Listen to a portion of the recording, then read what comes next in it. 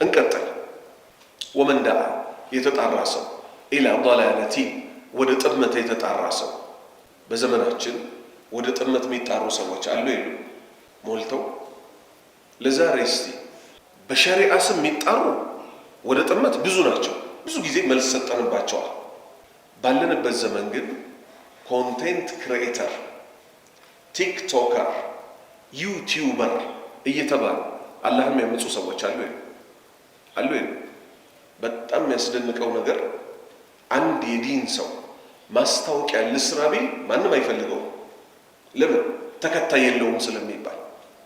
አብዛኛው ሰው ጥመትን ስለሚከተል ምን አይነት ሰዎችን ፎሎ ስለሚያደርግ ጅል የሚባሉት 2 ሚሊዮን ፎሎወር አላቸው ይባላሉ።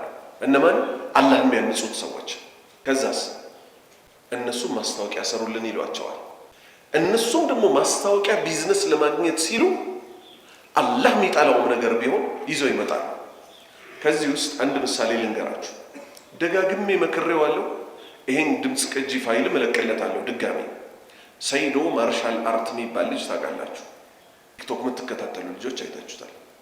ኢስላም የጠላውን ሁሉ በመስራት የሚታወቅ ሴት ልጅ ይዞ ይመጣል። በጠረባ ይመታታል። አጂ ምናምን ይልና በጠረባ ይመታል። ይሄ በቪዲዮ ይቀረጻል፣ ይለቀቃል። 2 ሚሊዮን ታየልህ ይባላል። የሙስሊም ወንድሞቻችሁን ክብር አትንኩ ተብሏል አልተባለም? ሶማሊያዊ ወንድም አለ ዩኤፍሲ የሚባል ቴኳንዶ ሙያ ያለው። ሄ ቺክሌግ ይለዋል። ይሄ እዚህ ተቀምጦ ማለት ነው። ቺክሌግ ማለት ምን ማለት ነው? የዶሮ እግር ያዝከው ይለዋል። ይህንን አድርሱልኝ ለዛ ለሶማሌ ለቺክሌግ ለሆነው የዶሮ እግር ላይ ያዘው ይለዋል። ታላቁ ነቢይ ምን ብለው ሲያበቁ ሰለላሁ ዐለይሂ ወሰለም የወንድሞቻችሁን ክብር፣ ንብረት፣ ገንዘብ አትንኩ ብለው ሲያበቁ በሚዲያ ወጥቶ ይሄንንም ወንጀሉን ለሚሊዮን ሰው ያሰራጫል። ራሱን ችሎ ቪዲዮ ሰርቼበታለሁ። ዩ ዶንት ኖ ሚ አት ኦል አትበል። እኔ የተማረም እኮ አይመስለኝም ልጁ። የሆነች ልቅምቃሚ እንግሊዝኛ ይዞ ነው። ሙስሊም የሆነ ሰው የሚታወቀው በምኑ ነው? ላ ሐውለ ወላ ቁወተ ኢላ ቢላህ፣ ኃይልም ጥበብም የለኝም በማለት ነው። ይመጣና የሆነች ነገር በእርግጫ ይመታል። ከዛስ ዩ ዶንት ኖ ሚ አት ኦል ይላል። እኔ ማን እንደሆንኩ አታውቁኝም ይላል። ታው አልኩት። አላህ ሲፈትነው በታይት ምን ሆኖ ወጣ? የሆነ ነገር በእርግጫ መታለው ብሎ በታይት ወጣ። በታይት ከወጣ ማንም ሰው ብልቱ ይታይበታል አይታይበትም? የሰው መሳቂያ ሆነ። እቺን የምታክል ሽንት መሽኛ ይዘህ ነው ወይ አሉት። አሁን ተጨንቆ ሴት እያመጣ አንቺ ትንሽ ነው ሽንት መሽኛዬ፣ ትልቅ ነው ወይ ሽንት መሽኛዬ? ሙስሊም የሆነ ሰው ይሄን ያህል ራሱን ያወርዳል? ሴት ይይዛል። ቪዲዮ ሊቀርጽ እኮ የሙስሊም ልጅ ተብሎ እኔ አላየሁም ምናምን ትለዋለች። ተናገሪ ምናምን ይላታል እንደዚህ ይዞ፣ እሷንም በጠረባ ሊል ማለት ነው። እና ሽንት መሽኛት ትንሽ ነው ለምትሉኝ፣ አዎ ትንሽ ነው። ኢና ሊላሂ ወኢና ኢለይሂ ራጂዑን። እነዚህ ሰዎች ሞተው ምን እያስተላለፉ እንደሆነ አልገባቸውም። ያቺን ፋሲቃ አላህን አመፀኛ የሆነችዋ ሴት ሀያት የምትባለዋ ምን አደረገች? የክርስቲያን ነጠላ ለብሳ ደግሞ መጣች። አንቺም በሃይማኖትሽ እኔም በሃይማኖቴ መኖር እንችላለን፣ አይጠበንም ቤቴ የሚባል የኩፍር ሲስተም ይዛ መጣች። የቴዲ አፍሮን ዘፈን ቲክቶክ ላይ ምን ልትሰራ ስትሏት ታዋቂ መሆን ፈልግ። ሌላ ደግሞ ኢሳም የሚባል ልጅ አለ፣ አላህ ይመልሰውና ምን ያደርጋል? ተፈታ ብትመጣ አቀበላታለሁ ይላል። ሚዲያ ላይ እኮ ነው። ነቢዩ ሰለላሁ ዐለይሂ ወሰለም ምን አሉ? ባለ ትዳር የሆነችን ሴት ያስኮበለለ ሰው ከኛ አይደለም። የሆነችን ሴት ያስቀምጣል ቬሎ ለብሶ። ከዛ ምን ያደርጋል? ግን ቆይ አሁን እኔን ስታገባ ከጓደኞች ጋር ማምሸት እንትን ማምሸት ታቆማለህ አይደል ስትለው፣ አንቺም ማግባት ለምን አላቆምም ምናምን ብሎ ተነስቶ ይሄዳል። እና እንግሊዝኛ ዘፈን ከጀርባ ያስገባል። አንቺ ግን ለምን አታገቢም ይላታል። ሙስሊሞች ናቸው እነዚህ ሁሉ፣ ልብ በል ወንበዴዎች፣ በኢስላም ስም የሚንቀሳቀሱ። ለምን አታገቢም? ምን ሁሉም ያው ናቸው ዝም ብለው እዚህ ማይረቡ ምናምን ስትለው፣ እንዴት ግን ይሄን ሁሉ ቻልሽው ይላታል። አማርኛ መቼም መስጂድ ውስጥ አይተረጎምም አይደል?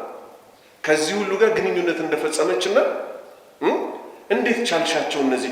ይሄን ብልግና ይሄው በዚያ እኛ መመዘኛችን ምንድነው? ለምሳሌ እኔ ድሮ ፒያሳ ነው ተወልጄ ያደግኩት። እናንተ ፋርሸቶች ምናምን በቃ ስታይልም አልገባችሁ ምናምን ብዬ መልስ አልሰጣቸው። በሐዲስ ነው መልስ የምንሰጠው ለሰው፣ በቁርአን ነው መልስ የምንሰጠው። እነዚህና መሰል አመፀኞች ከዛ አንድ ማወናበጃ አለቻቸው። ሌሎች ሃይማኖት ላይ ያሉ ሰዎች ነቢዩ መሐመድን ሲነኩ ሰለላሁ ዐለይሂ ወሰለም አዲሷን ስታይላቸውን ይዘው ብቅ ይላሉ። በሙሐመድ አንደራደርም። ኧረ እባክህ መች ነቢዩ ሙሐመድ ሰለላሁ ዐለይሂ ወሰለም ያዘዙን ሰርተህ ነው መጀመሪያ በሳቸው አልደራደር የምትለው? መነገጃ ስለሆኑ እንጂ ማለት ነው። አስቡት፣ ወንድ ልጅ አላህ ወንድ አድርጎ ፈጥሮት አንዴ ሴትን በጠረባ አንዴ ሙስሊም ወንድሞቹን የሚሳደብ ከዛስ አላህ ሲያዋርደው እኔ ማን እንደሆንኩ አታውቁም ብሎ እንደዚህ የእጅ ጡንቻው ፑሻፑ ምናምን ሲያሳይ በሽንት መሽኛ ትንሽነት ተዋረደ። አስለን ሰትሩት ነው እኮ የተባለው። ይሄ አካል ሚሰራ የነበረው የት ላይ ነበር? አልጋ ላይ በሐላል አላህ ያስረዝመዋል አይደል? ስራውን ሲጨርስ ቦታው ይመለሳል። በራሱ ጊዜ ግን እኔ ማን እንደሆንኩ አታውቁኝም ዚስ ኢዝ ሰይዶ ማርሻል አርት ሲል በታይት አላህ አወጣው። አላህ ሊያዋርደው አሁን የሀገር መሳቂያ ሆነ። ወንድሞቹን ቺክን ሌግ እናንተ የዶሮ እግር ያላችሁ ሲል እሱን ደግሞ ሚጢጤ ያለ የጣት ያህል ብለው አሾፉበት። አላህ ከውርደት ይጠብቃል። አልጀዛኡን ምን ጂንሲል አመል። ይሄው ቀጥታ ከሐዲሱ ጋር እነ ሀያትን እነ ኢሳምን እነ ሰይዶን መሰሎቻቸው ከዚህ ሐዲስ ጋር እናገናኛቸው። ነቢዩ ምን አሉ? መንዳአ የተጣራ ሰው ኢላ ضላለቲን ወደ ጥመት የተጣራ ሰው እንደነ ሀያት ይመስል ምን በማድረግ የክርስቲያን ነጠላ ለብሳ እኔም በሃይማኖቴ አንተም በሃይማኖትህ መኖር እንችላለን አይጠበንም ቤቴ ይላለችው። ካነ አለይህ ለዚህ ግለሰብ እኮ ይሆንበታል ሚነል ኢስሚ ከወንጀል በኩል ሚስሉ አሳም ወንጀል መን ተቢዐህ የተከተሉት ሰዎች ሁሉ ወንጀል ለሱ ይመጣለታል። ላ የንቁሱ ከነሱ እኮ አይቀነስም። ዛሊከ ይህ ወንጀል ሚን አሳሚሂም ሸይአን ተከታዮቹ ከሚሰሩት ወንጀል እኮ ሳይቀነስ ለዚህ መጥፎን ነገር ላስተዋወቀው ሰው ወንጀሉ ይመጣለታል።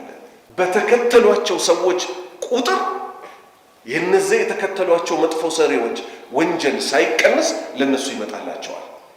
የሚያሳዝነው ከዚህ በፊት ቲክቶክ ላይ አንድ ወጣት ሞተ።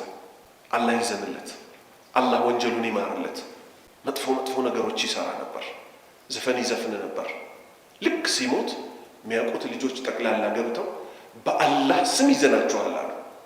ሼር እንዳታደርጉ፣ ዱት እንዳታደርጉ፣ እስቲች እንዳታደርጉ አሉ። ቲክቶክ ላይ ያሉ ቃላቶች ናቸው። ምን ማለት ነው? ቀብሩ ውስጥ ወንጀሉ እንዳይበዛበት አሉ። ወንጀል ሲሰራ እንደነበረ ስላወቁ ዝም በሉትና አካውንቱን አሉ እዛው ቲክቶክ ራሱ ከሆነ ጊዜ በኋላ ይዝገዋል። ኸይረኛስ ቢሆን ምን ነበር የሚባለው? ለቀብሩ እንዲሆነው እባካችሁ ሼር አርጉለት እንቃራ እስቲ እሱ ውስጥ ገብተን የተናገራቸው ነበር አይደል የሚባለው። አሁን እነ ሰይዶ ማርሻል አርት ቢሞቱ ለማንም የማይቀረው ሞት፣ እነ ሀያት ቢሞቱ እነ ኢሳምና የመሳሰሉት ቢሞቱ ተፈታ ብትመጣ ምን እላታለሁ? እቀበላታለሁ። ምን ማለት ነው? ወፊቱዬ ነይ ውጪ ከባልሽ እንደማለት ነው አይደለም? ድሮ የብልግና ጓደኛዋ ሊሆን ይችላል። መቼም የሐላሏ አይደለም። የሐላሏ ቢሆን ኖሮ ያገባት ነበር አይደል? በስነ ስርዓት ባሏ ነበር የሚባለው። የድሮ ሚስቴ ሌላ ሰው ጋር ሄደች ነበር አይደል የሚባለው። በብልግና የሚያውቃትን ሴት አላህ ብሎላት የሐላል ባል አገባች። የሐላል ባል ስታገባ ምን አለ? ሚዲያ ላይ ወጣው እንግዲህ በእነሱ ቤት ተምረናል ብለው ዲስከስ እያደረጉ ነውና እኔ በጣም ስለምትመቸኝ ነው ተፈታ ብትመጣ እንኳን አልምራትም። ኧረ እባክህ ሸይጣን አዑዙ ቢላሂ ሚነ ሸይጣን አረጂም። ባለ ትዳር ሴት ተቆላምጣ እንኳን አትጠራ። ለምን?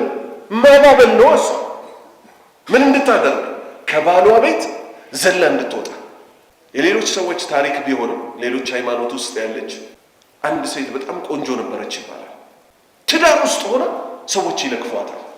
ያም ሲለክፋት እውነት መስሏት ገና በ30 ዓመቷ ባሏን ስታየው ሁሌ እዛ የሚለክፏት በየቀኑ የሚዋዋሉ ናቸው፣ የሚኳኳሉ ናቸው። ፍታይም ብላ ተፈታቻው። ሙስሊም አይደለችም። መሆንና ለመሆኗ ግን ጥቅምም ጉዳትም የለውም። የሴት ባህሪዋ ለካፊዋ ስለሚያታልላት ወጣች። ራሷ ነው የምትናገረው። ከተፈታሁበት ቀን ጀምሮ ወንድ እንኳን ለክፎኛ አያውቅም አለች። አይደለም ወንድ ሊያገባኝ አለች። የልጆች አባት ፈጣሪ ጠብቀው አለች። መጎሳቆሌን አይቶ ቤት ገዝቶ ሰጠኝ አለች። ግን ሊመልሳት አልቻለም። ተመልከት።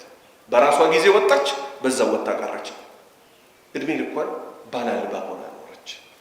በሰው ህይወት እኮ ነው እየተጫወቱ ያሉት። ሚዲያ ላይ ወጥቶ አሁን ይሄ ዱር እያስበው ይሰም የሚባለው ከሴት ጋር ነው ደግሞ እንዳለ ጨዋታው። ወንድ ልጅ ሴት ልጅ ምድጃ ስር ትዙር፣ ወጣ ብስላ ለቤት ነው። ምድጃ ስር ሴት ቂጥ ስር የሚከተል ወንድ ነው። ወንድ እኮ ምን እንደሆነ እናውቃለን። ወንድ ልጅ ምራቁ ዋጥ ሲያደርግ ዝም ብሎ ከሴት ጋር ሳይተሻሽ፣ እነዚህ ተቆጥረው ነው እንግዲህ የወንዶች ቁጥር ተብለ የምንጠራው። አዑዙ ቢላሂ ሚነ ሸይጣን ረጂም። እነዚህ ተመልከቱ። እኔ የሚገርመኝ ሚዲያ ይሄ ትልልቅ ሳተላይት ዲሽ የሚያስተላልፉ ቴሌቪዥኖች ላይ እናንተ በጣም ግን ሰው ሲያያችሁ ተጋብታችኋል ወይስ አልተገባችሁ? ለኮንቴንት ብቻ ነው ሚዲያ ላይ ቪዲዮ ለመስራት ብቻ ነው ወይስ እንዴት ነው ይባላል። ጭራሽ ቅርብ ቀን ደግሞ ኡምራ ሄዶ ነበር። ምን አለ የሆነ ግርግዳ ነገር ላይ ግርግዳ የታችሁት ከሆነ መስመር ያወጣል አያወጣም። ይሄ ግርግዳ ማለት የነብዩ ደም ስር ነው። አውዝ ቢላሂ ሸይጣን ወረጅ። ጭራሽ የሴት ልክስክስነቱ ላይ በቃው ግርግዳ ላይ ያለን መስመር የነብዩ ደም ስር ምናምን ብሎ ደግሞ ይቀባጠራል። ይሄ ሐዲስ ለነዚህ አይነት መጥፎን ነገር ኢስላም ኡማ ላይ እያስተላለፉ ላሉ ሰዎች ከተመከሩ መመከሪያ ነው። እምቢ ካሉ በዱንያ እንደ ሰይዶ በታይት ተዋርደው በአኺራ ላይ ደግሞ ካልተወበቱ የሚጠብቃቸው እነሱ ያውቁ። ሰው የግል ወንጀሉ ይበቃዋል። አይደለም ወንጀል በሚዲያ አውጥቶ ይዩልኝ ስሙልኝ ይሄን ተቀበሉ ሊባል ቀርቶ አላህ ነጃ ይበለን። ኢንሻአላህ ተዓላ ከ37ኛው ሐዲስ እናነሳለን። ሱብሃነከ አላሁመ ወቢሐምዲክ አሽሀዱ አን ላ ኢላሃ ኢላ አንተ አስተግፊሩከ ወአቱቡ ኢለይክ።